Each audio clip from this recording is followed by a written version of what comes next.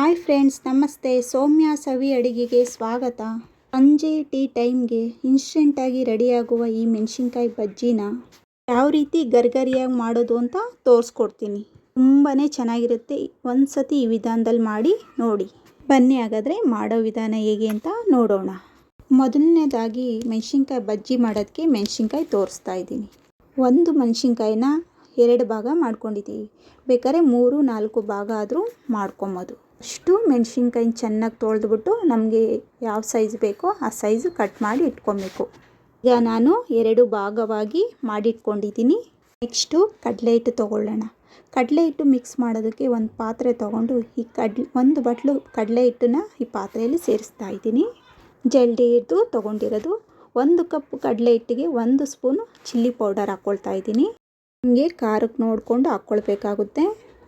ಮತ್ತು ಇದ್ರ ಜೊತೆನೇ ರುಚಿಗೆ ತಕ್ಕಷ್ಟು ಉಪ್ಪು ಹಾಕ್ಕೊಳ್ತಾ ಇದ್ದೀನಿ. ನಿಮಗೆ ಉಪ್ಪು ನೋಡಿಕೊಂಡು ಹಾಕ್ಕೊಳ್ಳಿ. ಉಪ್ಪು ಹಾಕಿದ್ಮೇಲೆ ಸ್ವಲ್ಪ ಅಜ್ವಾನ ಈ ಥರ ಕೈಯಲ್ಲಿ ಚೆನ್ನಾಗಿ ಮ್ಯಾಶ್ ಮಾಡಿ ಹಾಕಿದ್ರೆ ತುಂಬ ಫ್ಲೇವರ್ ಚೆನ್ನಾಗಿರುತ್ತೆ.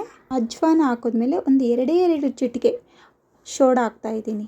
ಈ ಸೋಡಾ ಹಾಕೋದ್ರಿಂದ ಬಜ್ಜಿ ಬೋಂಡ ಸ್ವಲ್ಪ ಕ್ರಿಸ್ಪಿಯಾಗಿ ಬರುತ್ತೆ. ಅದರಿಂದ ಸೋಡಾ ಹಾಕ್ತಾ ಇರೋದು. ಈಗ ಒಂದೇ ಒಂದು ಸ್ಪೂನು ಎಣ್ಣೆ ಹಾಕ್ತಾಯಿದ್ದೀನಿ, ಕರ್ದಿರೋ ಎಣ್ಣೆ. ಇವಾಗ ಮನೇಲಿ ಯಾವುದಾದ್ರೂ ಎಣ್ಣೆ ಮಿಕ್ಕಿರುತ್ತಲ್ಲ ಆ ಎಣ್ಣೆನೇ ಸೇರಿಸ್ಕೋಬೋದು. ತುಂಬ ಚೆನ್ನಾಗಿ ಬರುತ್ತೆ ಕ್ರಿಸ್ಪಿಯಾಗಿ. ಈಗ ಸ್ವಲ್ಪನೇ ನೀರು ಹಾಕ್ಕೊಂಡು ಚೆನ್ನಾಗಿ ಮಿಕ್ಸ್ ಮಾಡ್ಕೊಳ್ಬೇಕು ಕಡಲೆ ಹಿಟ್ಟನ್ನು. ತುಂಬ ತೆಳುವಾಗೂ ಇರಬಾರ್ದು, ತುಂಬ ಗಟ್ಟಿನೂ ಇರಬಾರ್ದು. ಕಡಲೆ ಹಿಟ್ಟನ್ನು ನಾವು ಎಷ್ಟು ಚೆನ್ನಾಗಿ ಮಿಕ್ಸ್ ಮಾಡ್ಕೋತೀವೋ ಬಜ್ಜಿನೂ ಅಷ್ಟೇ ಕ್ರಿಸ್ಪಿಯಾಗಿ ಬರುತ್ತೆ. ಕಡಲೆ ಹಿಟ್ಟು ಗಟ್ಟಿ ಕಲಿಸ್ಕೊಂಬಿಟ್ರೆ ಬಜ್ಜಿ ಕ್ರಿಸ್ಪಿಯಾಗಿ ಬರೋದಿಲ್ಲ. ತೆಳ್ಳು ಕಲಿಸ್ಕೊಂಬಿಟ್ರೆ ಬಜ್ಜಿ ಎಲ್ಲ ಮೆತ್ತಗಾಗ್ಬಿಡುತ್ತವೆ. ಹಾಗಾಗಿ ಒಂದು ಹದವಾಗಿ ಕಡಲೆ ಹಿಟ್ಟನ್ನು ಮಿಕ್ಸ್ ಮಾಡಬೇಕಾಗುತ್ತೆ. ಇಲ್ಲಿ ನೋಡ್ತಾ ಇರ್ಬೋದು ಯಾವ ಥರ ನಾನು ಕಡಲೆ ಹಿಟ್ಟನ್ನು ಮಿಕ್ಸ್ ಮಾಡ್ಕೊಂಡಿದ್ದೀನಿ ಅಂತ.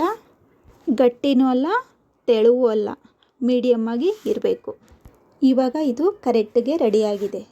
ನೆಕ್ಸ್ಟು ಅಲ್ಲಿ ಕಟ್ ಮಾಡಿ ಇಟ್ಕೊಂಡಿರೋಂಥ ಮೆಣಸಿನ್ಕಾಯಿನ ಕಡಲೆ ಹಿಟ್ಟಲ್ಲಿ ಯಾವ ರೀತಿ ಅದ್ದಿ ಹಾಕಬೇಕು ಅನ್ನೋ ವಿಧಾನನ ತೋರಿಸ್ತಾ ಇದ್ದೀನಿ. ನಾವು ಎಷ್ಟು ಬಜ್ಜಿನ ಹಾಕ್ತೀವೋ ಆ ಬಜ್ಜಿನ ಕಡಲೆ ಹಿಟ್ಟಲ್ಲಿ ಅದ್ದಬೇಕು. ನೋಡಿ, ಈ ಥರ ಸವರೋದ್ರಿಂದ ಕಡಲೆ ಹಿಟ್ಟು ಮೆಣಸಿನ್ಕಾಯಲ್ಲಿ ಜಾಸ್ತಿ ಸೇರಿರಲ್ಲ.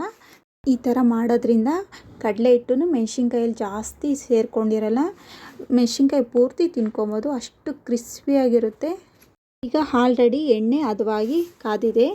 ಅದಿರುವ ಎಣ್ಣೆಗೆ ಈ ಮೆಣಸಿನ್ಕಾಯಿ ಬಜ್ಜಿನ ಮೆಣಸಿನ್ಕಾಯಿ ಬಜ್ಜಿ ಸೇರಿಸುವಾಗ ಉರಿನ ಮೀಡಿಯಮ್ ಫ್ಲೇಮಲ್ಲಿ ಇಡಬೇಕು. ಅದು ಬೇಯೋವಾಗ ಹೈ ಫ್ಲೇಮಲ್ಲಿ ಇಟ್ಕೋಬೇಕು. ಇದನ್ನು ಹೈ ಫ್ಲೇಮಲ್ಲೇ ಬೇಯಿಸ್ಕೊಬೇಕು ಕೊನೆ ತನಕ. ನೋಡಿ, ಒಂದು 4-5 ಬಜ್ಜಿನ ಸೇರಿಸ್ಕೊಂಡಿದ್ದೀನಿ. ಹೈ ಫ್ಲೇಮಲ್ಲೇ ಇದನ್ನು ಚೆನ್ನಾಗಿ ಬೇಯಿಸ್ಕೊಳ್ಳೋಣ. ನೋಡ್ತಾ ಇರ್ಬೋದು ಮೆಣಸಿನ್ಕಾಯಿ ಬಜ್ಜಿ ಎಷ್ಟು ಚೆನ್ನಾಗಿ ಅರಳಿ ಉಬ್ಬಿದೆ ಅಂತ. ಮೆಣಸಿನ್ಕಾಯಿ ಅಷ್ಟೇ ಕ್ರಿಸ್ಪಿಯಾಗಿ ಬೆಂದಿರುತ್ತೆ. ಅದರಲ್ಲಿ ಮಂದವಾಗಿ ಕಡಲೆ ಹಿಟ್ಟೇನೂ ಇರಲಿಲ್ಲ. ನೋಡಿ, ಈಗ ಚೆನ್ನಾಗಿ ಬೆಂದಿದೆ. ಇದನ್ನು ಒಂದು ಪಾತ್ರೆಗೆ ಸೇರಿಸ್ಕೊಳ್ಳೋಣ. ಈಗ ನೆಕ್ಸ್ಟು ಉಳಿದ ಮೆಣಸಿನ್ಕಾಯಿನೂ ಸೇಮ್ ವಿಧಾನದಲ್ಲಿ ಎಣ್ಣೆಯಲ್ಲಿ ಕರ್ಕೊಳ್ಳೋಣ. ಹೈ ಫ್ಲೇಮಲ್ಲಿ ಉರಿ ಇಟ್ಕೊಂಡು ಇದು ಚೆನ್ನಾಗಿ ಬೇಯಿಸ್ಕೊಳ್ಳೋಣ. ನೋಡಿ, ಈಗ ರೆಡಿಯಾಗಿದೆ. ಏನೂ ಕಷ್ಟ ಇಲ್ಲದಿರೆ ಇನ್ಸ್ಟೆಂಟಾಗಿ ರೆಡಿಯಾಗುವ ಮೆಣಸಿನ್ಕಾಯಿ ಬಜ್ಜಿ ತುಂಬ ಚೆನ್ನಾಗಿರುತ್ತೆ. ನೋಡಿ, ಕರೆಕ್ಟಾಗಿ ರೆಡಿಯಾಗಿದೆ. ಇವಾಗ ಫೈನಲ್ಲಿ ರೆಡಿಯಾಗಿರುವ ಮೆಣಸಿನ್ಕಾಯಿ ಬಜ್ಜಿನ ಸರ್ವ್ ಮಾಡಿ ತೋರಿಸ್ತಾ ಇದ್ದೀನಿ.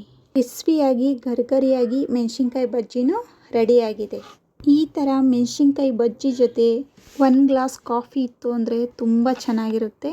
ನೋಡಿದ್ರಲ್ಲ ಎಷ್ಟು ಸಿಂಪಲ್ಲಾಗಿ ಮೆಣಸಿನ್ಕಾಯಿ ಬಜ್ಜಿ ಮಾಡೋದು ಅಂತ. ಹಾಗಿದ್ದರೆ ನೀವು ಒಂದ್ಸತಿ ಟ್ರೈ ಮಾಡಿ, ಹೇಗಿತ್ತು ಅಂತ ಕಮೆಂಟ್ಸ್ ಮೂಲಕ ತಿಳಿಸಿ.